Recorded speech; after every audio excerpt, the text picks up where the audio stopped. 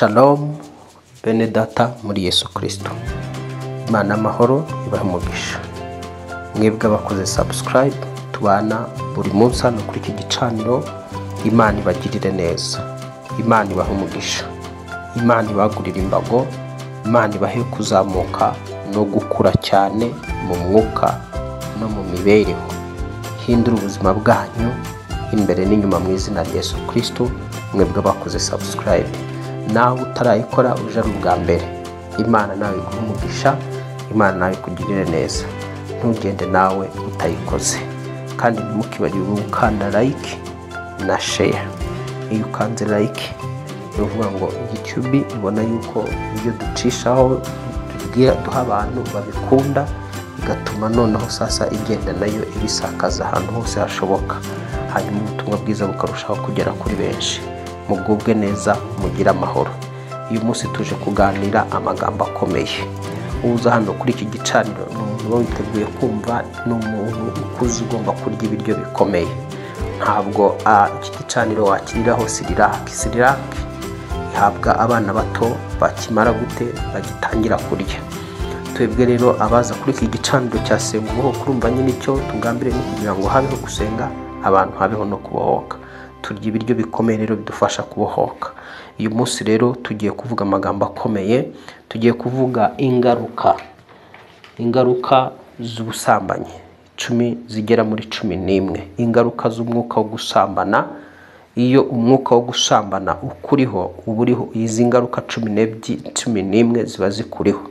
Ubwo nicyo tugiye kugaragaza, ingaruka z'umwuka w'ubusambanyi cyangwa se gusambana. Ingaruka zo gusambana, umwuka w'ubusambanyi ahantu uri, iyo ukurimo ibi bintu 12 bikubaho, cyangwa se 11, ibintu 11 bikubaho. Ubwo rero tugiye kugaragaza yuko nanone ahantu haba hari umwuka w'ubusambanyi abadayimoni badashobora kuhava. Ahantu hari ubusambanyi, umuntu uri mu busambanyi, yaba uri umugabo cyangwa uri umusore, uri umukobwa, uri umukecuru cyangwa se umwana muto, iyo uriho umwuka w'ubusambanyi ndetse ukaba ubikora, izi ngaruka 11 nta hantu wazicikira. Niyo mpamvu rero n'umuntu uba uriho umwuka w'ubusambanyi aba akeneye deliverance yihariye. Imana y'amahoro ibahe umugisha. Ubwo tugiye kuvuga rero ku ngaruka 11 z'ubusambanyi.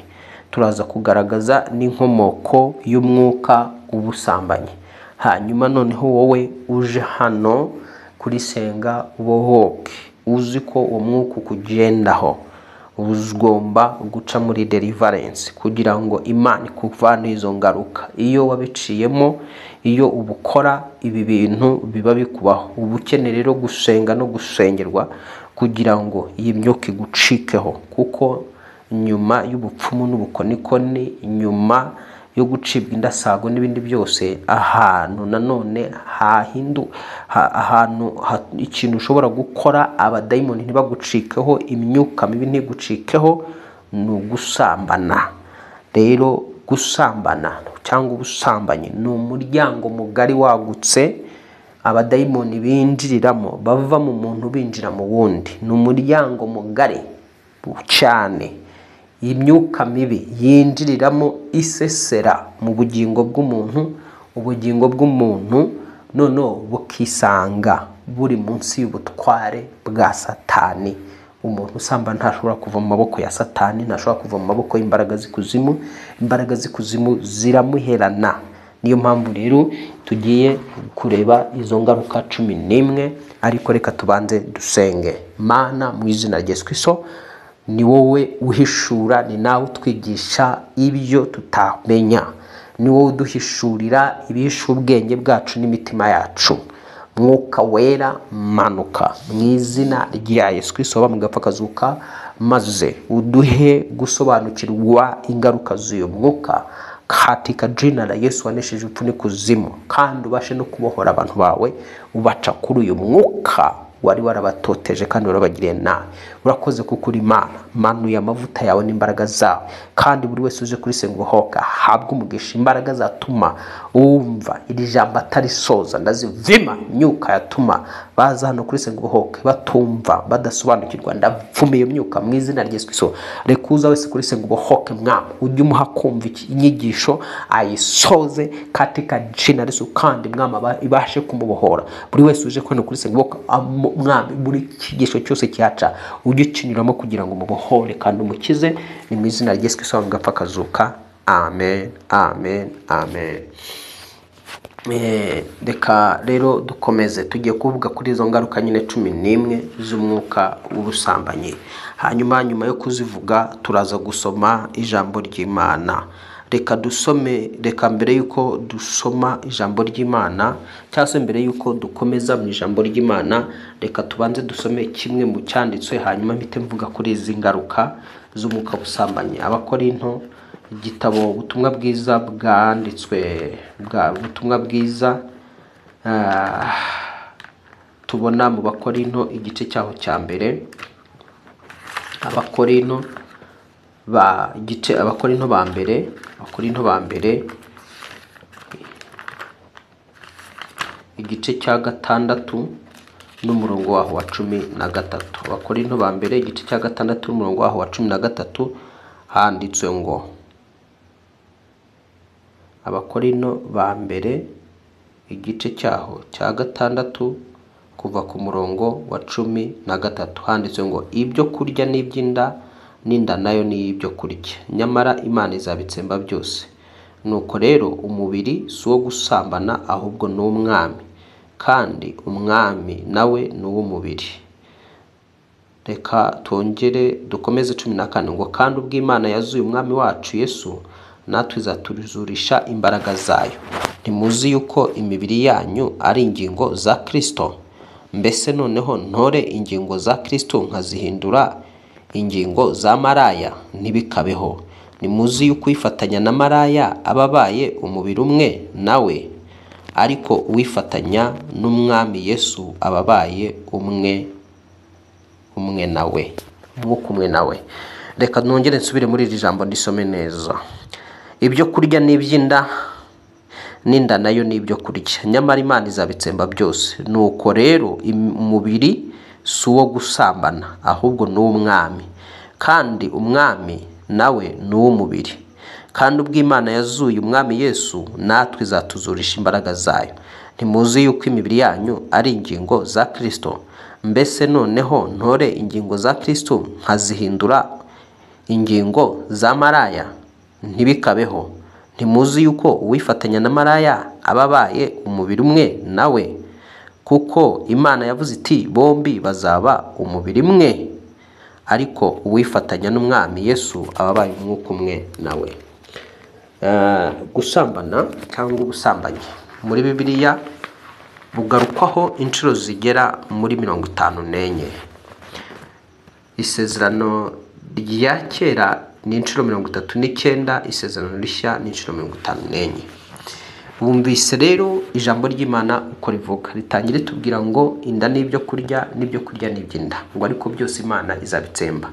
None rikavuga ngo ese ngo rikatangira ritureka yuko umubiri wacu atari uwo gusambana, ahubwo umubiri ari uwo umwami wacu Yesu Kristo. Nivuga ngo Yesu yifuza kwinjira mu mubiri wawe akawuturamo akawukoreramo. Nivuga ngo rero iyo wawufashe ukawusambanisha, uba uhaye wa wundi mwasambanye. Umwumvise ku byanditso byavuze ngo uwifatanya na maraya ahinduka umwe nawe. Nivuga ngo iyo usambanye n'umugabo cyangwa ugasambana n'umugore, muhinduka umwe nawe, muba mubaye umwe nawe. Noneho iyo ugeze ku rwego rwo gusambana n'abagabo 50, 100, 200, uba warabaye umwe n'abo bagabo mu isi y'umwuka. Uwo muntu aba akeneye deliverance ihari. Niba warasambanye ugasambana n'abagabo 100, 200, 300, wabaye umwe n'abo bagabo mu buryo bw'umwuka, ukurikije uko ijambo rivuze ngo ntabwo muzi yuko uwifatanya na maraya ahinduka umwe nawe. Niko ijambo rivuze. Riravuze ngo ntimuzi yuko imibiri yanyu ari ingingo za Kristo? mbese noneho ntora ingingo za Kristo nkazihindura ingingo za maraya? Ntibikabeho. Ndagira nkubwira ngo uyu munsi wa none ibyo wakoze biragarukiraho, ntibizongere kukubaho, kuko aravuze ngo nimuzi yuko uyifatanya na maraya ababaye umubiri umwe nawe, kuko Imana yavuze iti bombi bazaba umubiri umwe. Nuvuga ngo mu buryo bw'umwuka, iyo usambanye n'umuntu umubiri wawe uhinduka umwe n'uwa wa wundi. Nuvuga ngo niba uri umugabo cyangwa uri umusore ukaryamana n'abagabo n'abakobwa 20, 130, gutyo 300, 400, 1000 kuzamura, mu buryo bw'umwuka wabaye umwe n'abo bantu 1000 mu isi y'umwuka. Uba ukeneye deliverance. Icyaha cy'ubusambanyi ni icyaha gikorerwa mu bugingo, gikorerwa mu muntu w'imbere. Kuko gikorerwa mu muntu w'imbere rero ububi bwacyo ni ukuvuga ngo iyo umuntu akwinjiyemo yinjira no mu bugingo bwawe, aguha inyatsi, akaguha karande, akaguha imyaku, akaguha imikoshi. Ni icyaha Satani yinjiriramo gufata ubuzima bw'umuntu no kubwangiza no kubudomina, aho ushobora gusanga amarangamutima y'umuntu yaranyanyagiye. Niba uri umusore ukaryamana n'abagabo n'abakobwa barenze umwe, ukagenda ukikubita mu bakobwa 100, 200, 300, 1,000, amarangamutima yawe aba yarasenyutse, kuko aba amaze kwinjirwamo n'abo bakobwa bose wagiye winjiramo. Nawe wa mukobwa we cyangwa wa mugore we uba waragiye ukingura umuryango ukinjiza abo bagabo. Amarangamutima yawe ntago aba akiri normal, aba yarahinduwe, aba arimwe abagabo n'abagabo benshi. Kandi biragoye kugira ngo umuntu nk'uwazagira urukundo ruriyo, urukundo nyakuri, kuko abagabo baba baramwinjiyemo, cyangwa se wowe wa musore we abagore uba warinjiyemo. Ibyo biragenda bikagira impact mu bugingo bw'umuntu, mu muntu w'imbere. Ikindi rero sasa nuvuga ngo rero ubusambanyi ni umuryango mugari. Ubwo tugiye gutangira rero tuvuga icyambere rero ingaruka z'ubusambanyi. Tugiye kuvuga ku ngaruka 11. Ingaruka z'ubusambanyi: cyambere, ubusambanyi bufungura umuryango w'imyuka mibi y'abadayimoni, bukinjira mu buzima bw'umuntu, ndetse bukaba bwakwinjiza dayimoni cyangwa igini ryitwa jini mahaba. Jini mahaba ni umudayimoni ushinzwe gukwirakwiza ubusambanyi. Ni ukuvuga ngo rero sasa gusambana bikingura umuryango, byinjiza irino jini ryitwa jini mahaba, byangiza rero ubuzima bw'umuntu. Iri jini iyo rimaze kwinjira, cyangwa ubusambanyi bumaze kwinjira, abadayimoni bakinjira mu muntu, ni ukuvuga ngo uwo muntu iryo jini rimwinjiramo rikangiza ubuzima bwe. Kabiri, ubusambanyi bushobora gutuma abantu babyarana n'imyuka y'abadayimoni. Umuntu wabaye mu buzima bwo gusambana cyane yisanga yatangiye kubyarana n'abadayimoni mu isi y'umwuka. Gatatu, ubusambanyi bwonona umubiri, umuntu bwijandikamo, igihe kiragira wa mubiri we nawe ubwawo ukononekara, n'imikorere yawo ikononekara. Kane, bumanura ubuzima bw'umuntu bukabukubita hasi. Ubusambanyi bukumanura umuntu, imibereho y'umuntu, ubuzima bw'umuntu bugakubitwa hasi, kandi bukaba bwatuma ahura n'ibitero bitandukanye by'abadayimoni. Iyo ni yindi ngaruka ya kangahe? Ya kane. Nuvuga usambana wese aba ari mu kaga ko kuba ubuzima bwe bwamanurwa hasi, iyo ngiye kuzimu, bukamanuka ikuzimu bitewe n'uryamanye nawe. Ubuzima bw'uwo muntu bushobora kumanurwa ikuzimu, kandi bugakubitwa hasi, ndetse igihe cyose buri muri hano mu isi bugahura n'ibitero bitandukanye. Icya gatanu, ubusambanyi bwica gukomera k'umuntu, burya kuzamuka k'umuntu. Ni ukuvuga ngo buraguconcomera. Habamwe abadayimoni bituma nyine bwica wowe w'imbere, bwica gukomera k'umuntu, bwica no kuzamuka k'umuntu. Ubyumve n'iryo jambo ryitwa gusambana, ni ukuvuga ngo bituruka ku nshinga yitwa gusamba. Gusamba ni umuntu asamba iyo arimo arapfa. Noneho rero sasa iyo babiri bahuye, ni ukuvuga ngo baba barimo barasambana bose bari gupfa. Niyo mpamvu nkubwiye ngo ubusambanyi bwica gukomera k'umuntu, bukarya kuzamuka k'umuntu, umuntu ntabashe kuzamuka. Gatandatu, budindiza umuntu mu buzima bw'umwuka. Ubusambanyi, ahantu hari umwuka w'ubusambanyi, wa muntu aradindira mu by'umwuka, ntashobora gukomera. iyo atakorewe deliverance yihagije cyangwa we ahora yikorera. Nuvuga ngo ubusambanyi buramudindiza umuntu mu buzima bw'umwuka, bukavanamo umuntu ishyaka ryo gusenga no gukorera Imana. Aho buri budindiza nyirabwo mu buzima bw'umwuka. Kabiri, bumuvanamo ishyaka ryo gusenga no gukorera Imana. Urumva ko ari ibintu bibi cyane. Karindwi, ubusambanyi bufungura umuryango w'indwara z'abadayimoni. Ahari ubusambanyi bwinshi, indwara z'abadayimoni ntizishobora kuhacika. Bufungura umuryango w'indwara z'abadayimoni. Umunani, ubusambanyi bugira aho buhurira n'urupfu rwa giturumbuka, aho umuntu ashobora gupfa akenyutse. Ubusambanyi bugira aho buhurira n'urupfu rwa giturumbuka, cyangwa se n'urupfu rwa rundi rutungurana rukenyura abantu, aho umuntu ashobora gukenyuka igihe ubwo busambanyi bwakomeje kuhaba. Icenda, ubusambanyi bugira aho buhurira no kuramya no gusenga abadayimoni. Ubusambanyi bugira aho buhurira no kuramya no gusenga abadayimoni. Icumi, ubusambanyi bwangiza ibyo Uwiteka yagushizemo by'igihe kirekire, bukaba bwatuma umuntu ahora atangirira muri zeru. Ahantu hari ubusambanyi n'uvuga ngo haba hari umwuka ushobora kwangiza za mpano Data twese wo mu ijuru yagushizemo. Munsi waremwaga Imana hari ibintu yaguteretsemo, hari ibyo bintu yaguteretsemo ni impano. Hari ubusambanyi rero buragenda bukangiza za mpano zikangirika. Wari ufite ukuboko ko gucuruza kukagenda, wari ufite ukuboko kwiza wapi abadayimoni bakakurya bamwinjiyemo biciye mu gusambana. Wari ufite igikundiro cy'umugisha abadayimoni bakakirya bakakinyonyoza. Niba wari ufite impano yo gukundwa abadayimoni barayirya. Cya gikundiro kizima kidashingiye ku mubiri cyangwa kidashingiye ku busambanyi. Nuvuga ngo rero sasa ahari ubusambanyi ugomba kumenya ko icumi, ubusambanyi bwangiza ibyo Uwiteka byose yaguteretsemo by'igihe kirekire. Noneho kuko ubu busambanyi buba bwangije ibyo Uwiteka yagushyizemo by'igihe kirekire, buragenda bukagira gute, bukica za mpano, bukangiza za mpano. None ugasanga uhora utangirira muri zeru. 11, bwangiza ubugingo bw'umuntu n'ubwenge bw'umuntu. 11 tubonye ko bwangiza ubugingo bw'umuntu n'ubwenge bw'umuntu. Ahantu hari umwuka w'ubusambanyi, nugenzura uzasanga nta bwenge buhari buhuzuye.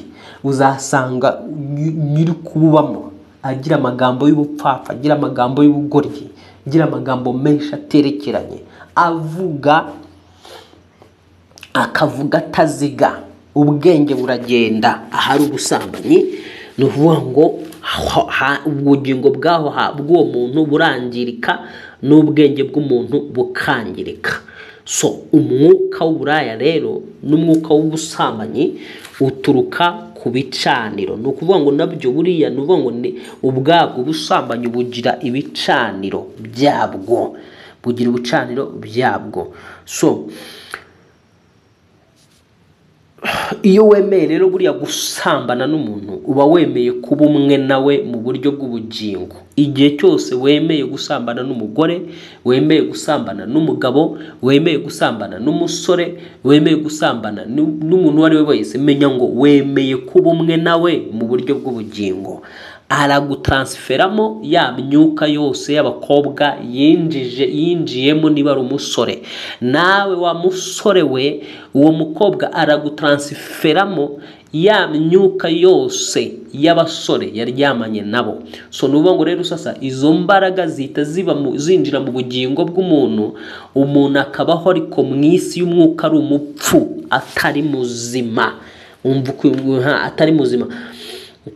Ngo so ubwo rero uba wiyemeje komatana nawe, ugafatanya nawe mu mitekerereze no mu byiyumviro, muba musangira. Aho imyuka ikurimo imuvamo ikakwimukiramo, nawe ikurimo ikakuvamo ikakwimukiramo. Urumva ni umwuka mubi cyane, noneho ugasanga wafatanye nawe cyane. So gusambana rero bizana ishyano ni uvuga ngo gusambana mbisubiremo bizana ishyano n'ibizira kubikora. Reka dusome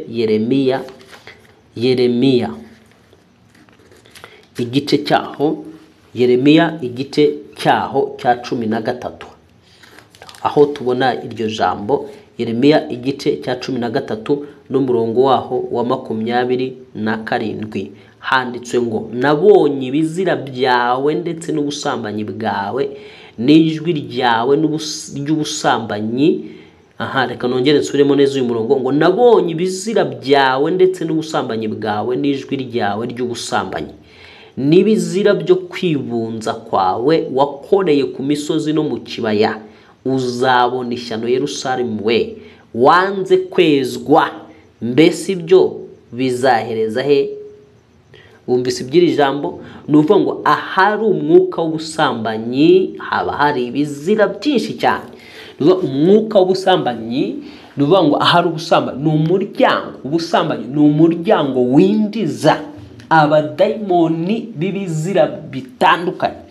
Ni ukuvuga ngo ahantu hari umwuka w'ubusambanyi hashobora kuba imyuka myinshi y'amashitani biturutse ku bantu batandukanye umuntu aba yaryamanye nabo, yahuye nabo.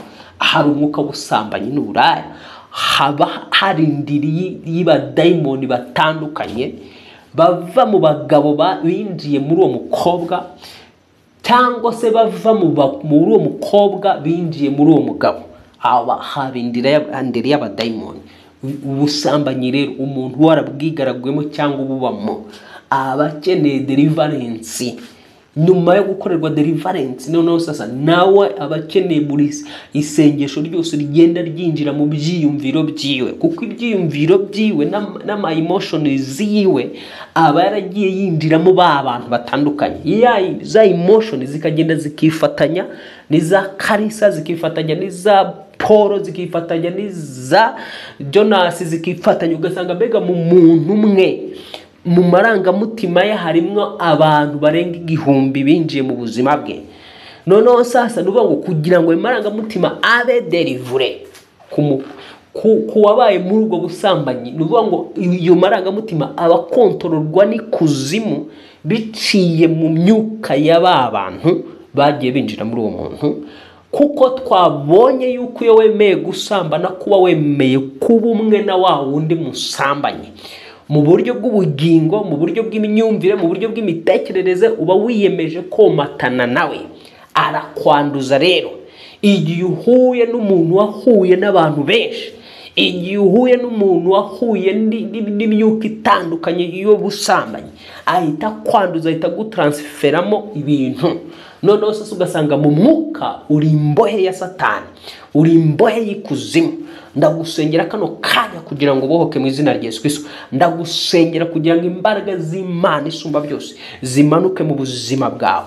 Wajyaga wibaza ngo ni impamvu cy'abadayimoni batancikaho, nguko ni ukuvuga ngo iyo wakinguye umuryango w'ubusambanyi, ubukinguye umuryango wo kwinjiza abadayimoni b'ubwoko bwose, ubukinguye umuryango wo kwinjiza imyuka mvakuzimu, ubukinguye umuryango wo kwinjiza imyuka y'amoko atandukanye iva mu bantu batandukanye, igahita ukifatanya nayo, ugasanga wabaye umwe na ya myuka. Rero iyo uje muri Yesu Kristo uba ukeneye deliverance, uba ukeneye kugira ngo ubanze usengerwe, uderivurwe, imbaraga z'Imana zikuderivure. Wumvise ingaruka zigera muri 11 zose ziba ziri uwo muntu aba agomba guhura nazo. Ni ukuvuga ngo rero sasa uba ukeneye nyuma yo kwihana, yego iyo wihanye ugasaba Imana imbabazi irakubabarira, ariko zangaruka iyo udafashe igihe cyo kugira gute, cyo kuba delivure, ngo uce muri deliverance kandi nawe uhore wisengera, igihe cyose abadayimoni baba bashaka kugira ngo bagusubize n'inyuma. So rero ni ukuvuga ngo rero ubusambanyi aho bukomoka tureka tubirebe. inkomoko y'umwuka w'uburaya n'ubusambanyi reka tubirebe ni mu Byakozwe n'Intumwa 15, mu Byakozwe n'Intumwa 15, Ibyakozwe n'Intumwa 15 n'umurongo wa 29. Ibyakozwe n'Intumwa 15 n'umurongo wa 29 handitswe ngo, ariko reka duhere ku murongo wa 28 ngo Umwuka Wera hamwe natwe twashimye ko tutabikoreza undi mutwaro wose keretse ibi bikwiriye: kwirinda inyama zaterekerejwe, ibishushanyo bisengwa n'amaraso n'ibinizwe no gusambana. Ibyo ni mubyirinda muzaba mukoze neza. Reka nongere nsome. Umwuka Wera hamwe natwe twashimye kutabikoreza undi mutwaro wose keretse ibi bikwiriye: kwirinda inyama zaterekerejwe, ibishushanyo bisengwa n'amaraso n'ibinizwe no gusambana. Ibyo ni mubyirinda muzaba mukoze neza. Kwirinda ibyo byose twavuze. Wumvise rero ko uku gusambana kuragendana n'ibintu byo guterekera, kuragendana n'ibintu by'inyama z'intonorano, kuragendana n'ibintu by'abadayimoni. Nuvuga ngo ubundi ubusambanyi tubona yuko abamowabu iyo babaga bari kwizihiza iminsi y'ibigirwamana byabo bafataga n'ibihe byo gusambana. Nuvuga ngo rero ubusambanyi bugendana n'ibintu byo kuramya ibigirwamana no guhimbaza izindi mana. Aho niho hakomoka imyuka y'ubusambanyi. Nuvuga ngo iva ni imyuka y'ubupagani. Ubusambanyi ni imyuka y'ubupagani. Mu gihe cyo kuramya ibigirwamana bya gipagani rero hakorwaga imigenzo itandukanye harimo no gusambana. Nongere mbisubiremo. Mu gihe cya kera cy'abakera, iyo habaga bari gukora imigenzo ya gipagani yo gusenga ibigirwamana, bakoraga n'imigenzo itandukanye harimo no gusambana.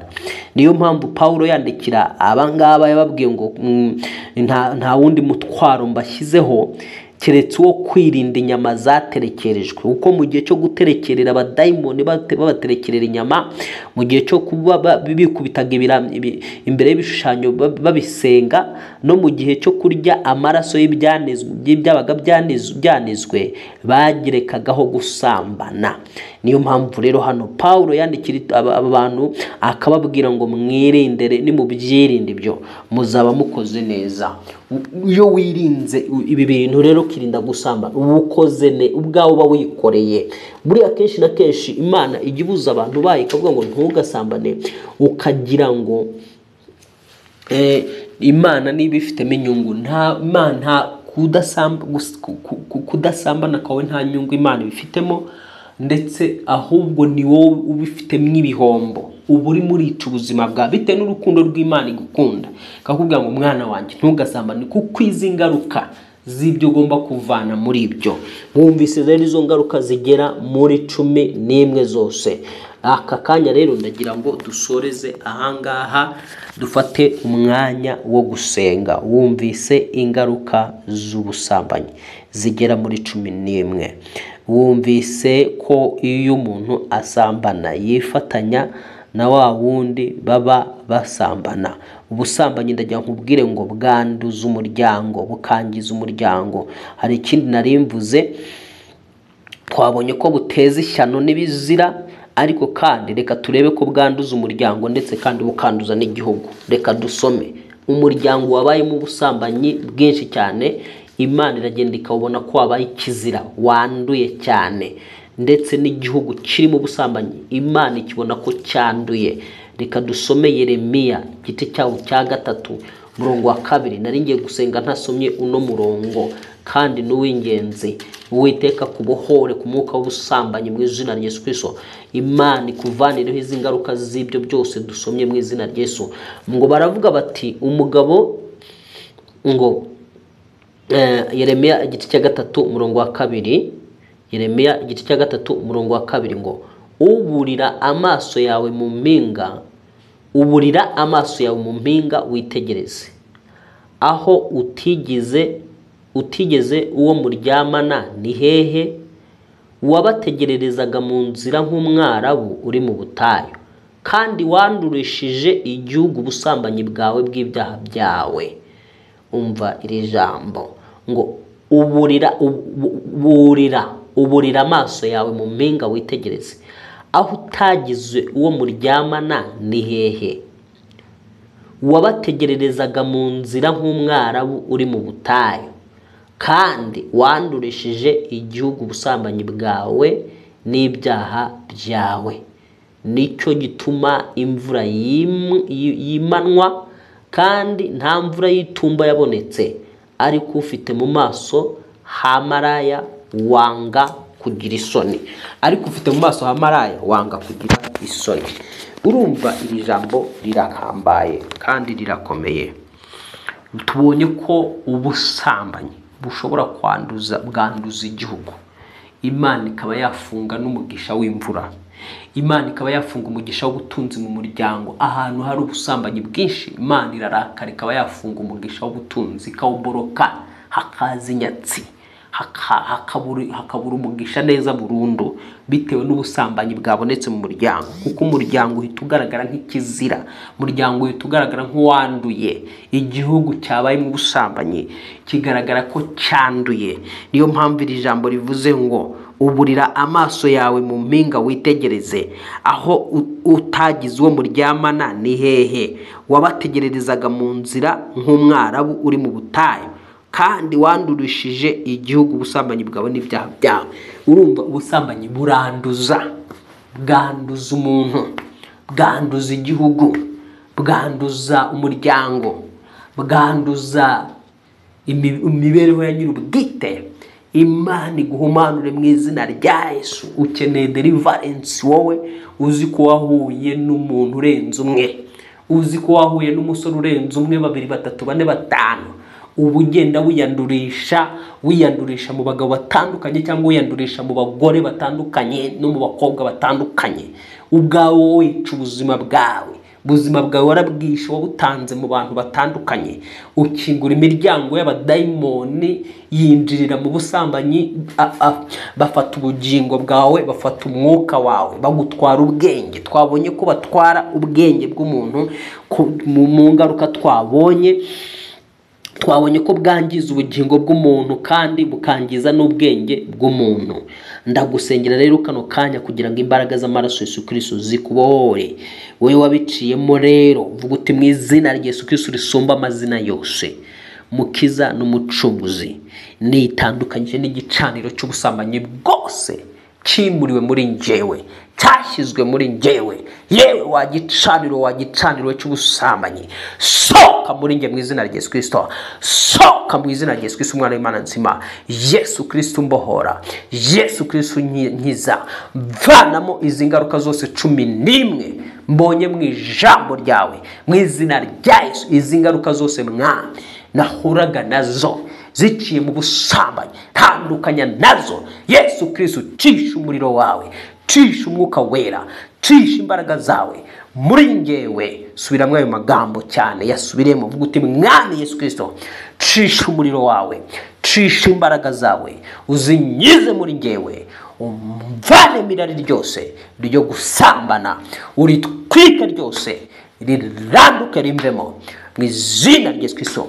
Abo nifatanyije nabo, nkaba umwe nabo mu buryo bw'umwuka, bakampamwa abadayimoni babo, bakanyinjira mu bugingo, bakanyinjira mu myumvire, mu mitekerezo n'amarangamutima, nkabohwa, nkisanga n'amanu ikuzimu, mbohewe ikuzimu. Yesu, mvana y'ikuzimu, mvana y'ikuzimu, mvana y'ikuzimu, mvana y'ikuzimu mu izina rya Yesu Kristo.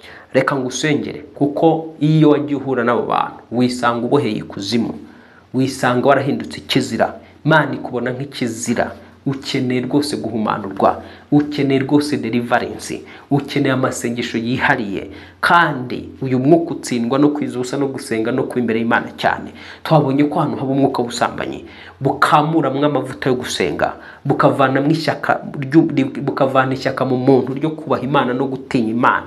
Ugasanga umuntu nta kubaha Imana, nta gutinya Imana, kubera nyine iyo myuka itimukamuramo iryo shyaka ryo gutinya Imana, ikamukamuramo ishyaka ryo gukorera Imana no gusenga Imana.